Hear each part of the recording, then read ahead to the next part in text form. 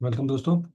स्वागत है आपका हमारे चैनल में। आज हम बात करने वाले हैं यूजेस ऑफ फंड्स की। फाइनेंशियल स्टेटमेंट में यूजेस ऑफ फंड्स या हमारे बिजनेस में फंड्स का यूज हम कैसे करते हैं, क्यों इसकी नीड होती है, किस किस जगह पर ये हमें बेनिफिट देता है। आज हम इस पे थोड़ी सी बात करके देखते हैं कि यूजेस ऑफ फंड्स हमारा क्या होता है। यूजेस ऑफ फंड्स जो होता है हमारे बिजनेस में, जब भी हमें बिजनेस में पैसा चाहिए, फंड्स चाहिए, हमें सोर्सेज ऑफ फंड्स और यूजेस ऑफ फंड्स, ये दो वर्ड बहुत अच्छी तरीके से पढ़ने पड़ते हैं। Sources of funds, from where you are getting your money, कहाँ से आपके बिजनेस में पैसा आ रहा है, जिसकी एक वीडियो हमने लास्ट बनाई थी, आप चैनल पे देख सकते हैं सोर्सेज ऑफ फंड्स की।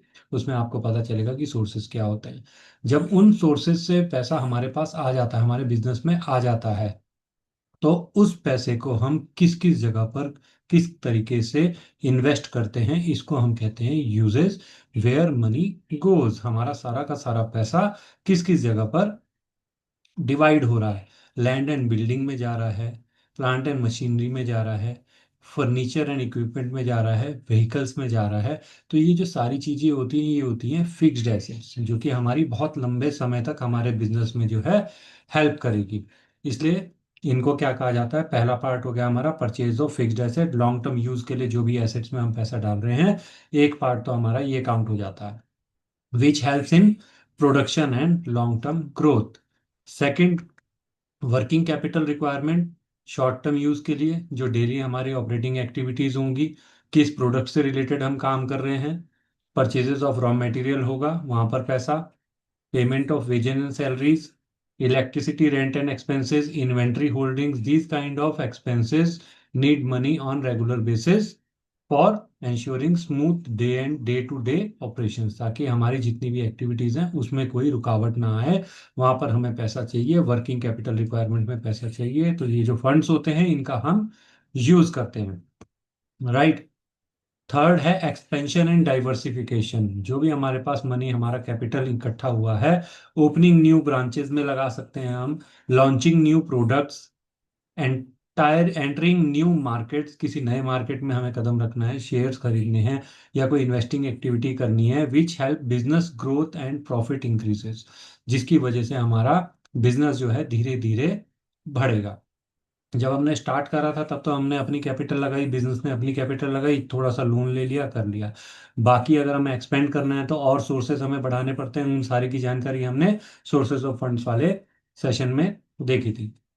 फोर्थ पॉइंट आता है repayment of loans and liabilities, जितनी भी लोन्स और लाइबिलिटीज ली हैं वो धीरे धीरे करके हमें पे आउट करना होता है, टाइमली पे आउट करना होता है। एकदम से बर्डन बिजनेस के ऊपर ना पड़े, तो इसको हमें छोटे छोटे पार्ट में आने वाले सालों में वापस करना होता है। तो अगर हमारे पास फंड्स होंगे तो उसको हम अच्छी तरीके से यूज कर पाएंगे। Timely redemption of debentures, redemption of bank loans, repayment of joint ventures या subsidiaries, which reduces financial burden and interest cost, जिसकी वजह से हमारी फाइनेंशियल बर्डन और इंटरेस्ट कॉस्ट कम हो जाती है। इन्वेस्टमेंट इन अदर बिजनेस, अगर हमें और भी बिजनेस में या तो परचेज ऑफ शेयर्स कर रहे हैं, जॉइंट वेंचर्स किसी और बिजनेस के साथ मिलकर अपना बिजनेस खोल रहे हैं, सब्सिडरीज खुल रही हैं, या रिसर्च एंड डेवलपमेंट में हमारा खर्चा हो रहा है आने वाले प्रोडक्ट के लिए, आने वाले बिजनेसेस के लिए, और strategic growth, this kind of uses हम किस में करते हैं, अपने सारे पैसे का अच्छी तरीके से यूज करा जाता है। जब हम ये 5-6 पॉइंट जो हमने पढ़े हैं, इसमें हम अच्छी तरीके से प्लानिंग करके अपने बिजनेस में एक्सपेंशन और ग्रोथ पा सकते हैं। इंपॉर्टेंस क्या होता है, प्रॉपर एलोकेशन ऑफ कैपिटल हो जाता है, जितना भी पैसा होता है हमारा प्रॉपरली डिस्ट्रीब्यूट हो जाता है, किस किस जगह पर कितना पैसा चाहिए। इम्प्रूव प्रॉफिटेबिलिटी, जिसकी वजह से हमारे जो प्रोडक्टिव एसेट्स होते हैं वो और ज़्यादा अच्छी तरीके से हमें प्रॉफिट गेन करने में हेल्प करते हैं। मेंटेन्स लिक्विडिटी बैलेंस, जब जब रिक्वायरमेंट होती है तब तब वो हमें पैसा जो है मेंटेन करके रखता है, हमारे सारे के सारे लिक्विडिटी बैलेंस को। एनी टाइम बिजनेस में कभी भी इमरजेंसी आ सकती है। Avoids over investment in fixed assets, ensure financial stability, long term और शॉर्ट टर्म को दोनों को मेंटेन करके रखते हैं अगर हमारे पास सही से एलोकेट करा हुआ होता है फंड। सपोर्ट्स ग्रोथ स्ट्रेटेजी, हमारी जो आने वाले टाइम पर हम नई ब्रांचेस खोलने वाले हैं, ग्रोथ पाने वाले हैं अपने बिजनेस में, उसकी स्ट्रेटेजी बनाने में बहुत इंपॉर्टेंस यूजेस ऑफ फंड्स का होता है। नीड क्यों होती है, प्रिवेंट्स मिसयूज ऑफ फंड्स, ताकि हमारे जितने भी फंड्स हैं गलत तरीके से गलत जगह पर हमें करना है फाइनेंस डिपार्टमेंट में खर्चा, प्रोडक्टिव में ना हो जाए। प्रोडक्टिव में खर्चा करना है हमारा, एचआर डिपार्टमेंट में खर्चा ना हो जाए। तो प्रॉपर मिसयूज ऑफ फंड्स बचाता है, कंट्रोल फाइनेंशियल रिस्क, टाइम पे हमारी पेमेंट हो रही है सारी की सारी, फाइनेंशियल रिस्क से बचा रहा है। मेंटेन्स इन्वेस्टर कॉन्फिडेंस, जितने भी इन्वेस्टर हमारे बिजनेस में पैसा लगाना चाहते हैं उनका कॉन्फिडेंस बना के रखेगा, क्योंकि हमने कोई भी मिसयूज नहीं करा है, हमारी प्रॉफिटेबिलिटी सही चल रही है, हमारा बिजनेस सही चल रहा है। Helps in better financial planning, पैसा हमारे पास होगा, माइंड में और अच्छे आइडिया आएंगे, हम अपनी फाइनेंशियल प्लानिंग जो है बहुत अच्छी तरीके से कर पाएंगे जब हमारे डेप्ट बिल्कुल मैनेज रहेंगे, किस तरीके से हम पैसा दे पा रहे हैं। इम्प्रूव्स रिटर्न ऑन इन्वेस्टमेंट, जितना हमारे पास रिटर्न आना है उसको इम्प्रूवमेंट में मदद करता है, फिक्स्ड एसेट को अच्छी तरह से यूज करके। देखिए इसी तरीके के वीडियो से 30 सालों में 10 लाख बैंकर्स ने बेनिफिट उठाया है। वीडियोस और पीडीएफ जेआईबी सीआईबी और प्रमोशन एग्जाम्स के जो आपको मिलते हैं NS tour school of banking .com पर, लाइक एंड सब्सक्राइब जरूर करके जाइएगा अगर सेशन पसंद आता है तो।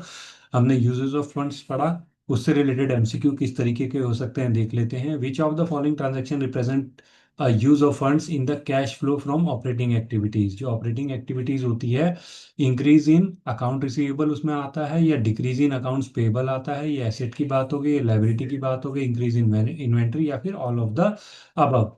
देखिए इसका आंसर होगा D, all of the above, because increase in receivable cash locked हो गया कस्टमर के पास, decrease in payable company pays of creditor reducing cash, और increase in inventory funds tied up in the stock, all three reduces operating cash, hence they are used in the funds of operating activities. MCQ 2 की अगर बात करते हैं हम, तो purchase of fixed asset कौन सी activity में आता है हमारा, ऑपरेटिंग में, इन्वेस्टिंग में, फाइनेंसिंग में, या नन ऑफ द में। इसका आंसर होगा आपका इन्वेस्टिंग एक्टिविटीज, क्योंकि आपने जो पैसा लगाया है फिक्स्ड एसेट में वो आपके बिजनेस के अंदर बार बार यूज होने वाली है, आपके बिजनेस को धीरे धीरे करके फायदा देने वाली है, इसलिए वो आपकी इन्वेस्टिंग एक्टिविटीज में काउंट होगी। MCQ 3 की बात करें, which of the following is not considered a use of funds in the cash flow statement, cash flow statement में यूज ऑफ फंड्स की तरह काउंट नहीं होता ये। Payment of dividend, redemption of debenture, issue of new shares, repayment of loans. Issue of new share हमारा जो है count नहीं होगा, क्योंकि issue of share brings cash, sources of funds का पार्ट हो जाता है, पैसे आते हैं ना कि पैसे जा रहे हैं, कहीं पे डिवाइड हो रहे हैं। The other three, dividend payment, debenture redemption and loan payment, are cash outflows, uses of funds. Outflow को हम यूजेस ऑफ फंड कहेंगे, इनफ्लो को हम सोर्सेज ऑफ फंड्स कहते हैं। MCQ 4 की अगर बात करें, an increase in working capital, अगर वर्किंग कैपिटल इंक्रीज हो रही है तो क्या इंडिकेशन होता है, sources of funds, use of fund, no impact in funds, या depend on the types of current asset और लाइबिलिटी। यूजेस ऑफ फंड्स इसका आंसर होगा, क्योंकि वर्किंग कैपिटल को हम कैसे कैलकुलेट करते हैं, current asset minus current liabilities. If working capital increases it means more cash is tied up in current assets like receivable, inventory, or less reliance on current liabilities. This is use of funds. MCQ 5 की अगर बात करते हैं हम, which of the following is a use of funds in financing activities? Raising a long term debt, repayment of preference share capital, issue of debenture, या fresh equity infusion। Answer होगा आपका B, repayment of preference share capital, because repayment consumes cash, hence uses of fund। Raising डेप्ट, issue debenture और equity infusion are sources of funds, पैसा आता है business के अंदर ना कि जा रहा है। MCQ 6 की बात करें, पेमेंट ऑफ इनकम टैक्स हम यूजेस ऑफ फंड्स के अंदर कहाँ लेके जाएंगे, ऑपरेटिंग में, इन्वेस्टिंग में, फाइनेंसिंग में, या A&C depending on the context, operating या फाइनेंसिंग। आंसर होगा इसका A, operating activities, because operating activities से ही आपका ऑपरेटिंग इनकम आता है। Income tax is directly link to profit from operations, hence payment of tax is as cash outflow is operating activity. It is not considered financing or investing. Hope आपको आज का session समझ में आया हो, usage of funds किस तरीके से करते हैं हम। मिलते हैं नेक्स्ट सेशन में, थैंक यू वेरी मच। और भी अच्छे पॉइंट के साथ लाइक और सब्सक्राइब जरूर करके जाइएगा, थैंक यू वेरी मच।